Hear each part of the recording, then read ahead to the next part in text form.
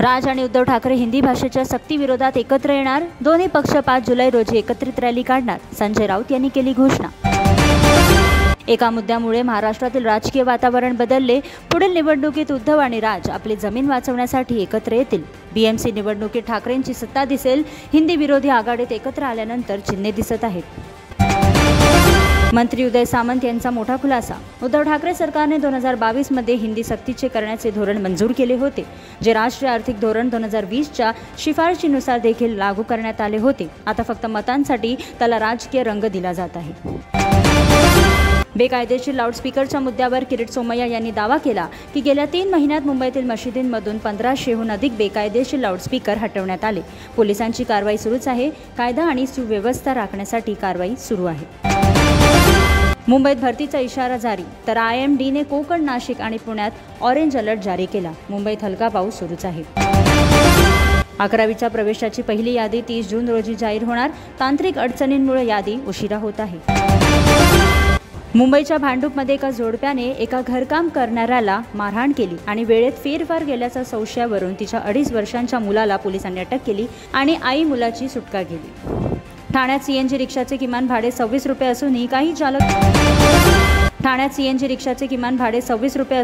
चालक जास्त पैसे आकारत आहेत। तक्रारींसाठी वाहतूक विभागाने WhatsApp क्रमांक जाहीर केला। भाजपा नेते आशिष शेलार म्हणाले की मराठी भाषा ही आमची प्राथमिकता आहे। हिंदी हा एकमेव पर्याय। भाजपा मराठीसाठी वचनबद्ध आहे। त्यांनी लोकांना गोंधळ पसरवण्यापासून सावध राहण्याचा सल्ला दिला।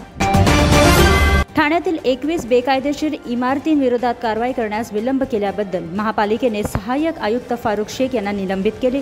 न्यायालयाने जबाबदार अधिकाऱ्यांकडून 10% खर्च वसूल करण्याचे आदेश दिले।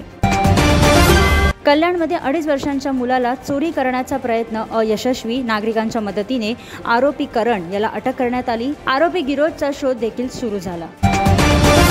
भाषेच्या वादात शरद पवार यांचे आणखी एक विधान। सरकारने 5वी पर्यंत हिंदी सक्तीचे करण्याचा हट्टीपणा सोडावा। मातृभाषेला प्राधान्य द्यावे। ओझे घालणे योग्य नाही। नवी भाषा शिकणारी मुलं।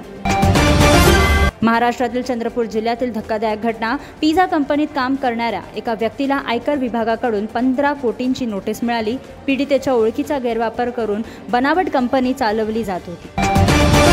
मुंबईहून बँकॉकला जाणाऱ्या एअर इंडियाच्या विमानात अचानक तांत्रिक बिघाड झाला। विमान 5 तास उशिराने उड्डाण होत होते, तर प्रवाशांनी या विलंबाबद्दल तीव्र नाराजी व्यक्त केली। महामार्गावरील रस्त्याचे काँक्रीटीकरण करण्यास विलंब झाल्यामुळे लोकांना अनेक समस्यांना तोंड द्यावे लागत आहे। त्यामुळे दहिसर प्लाझावर मोठी वाहतूक कोंडी होत आहे।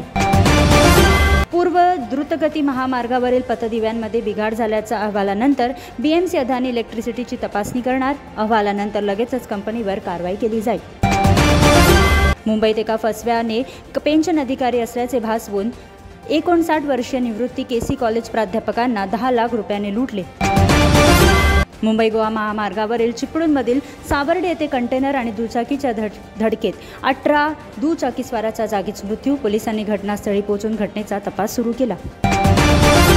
मुंबईत सोने आणि चांदीच्या किमतीत बदल। 22 कॅरेट सोन्याच्या 10 ग्रॅमची किंमत 81,850 रुपये झाली, तर चांदी 1,07,900 रुपये प्रति किलो।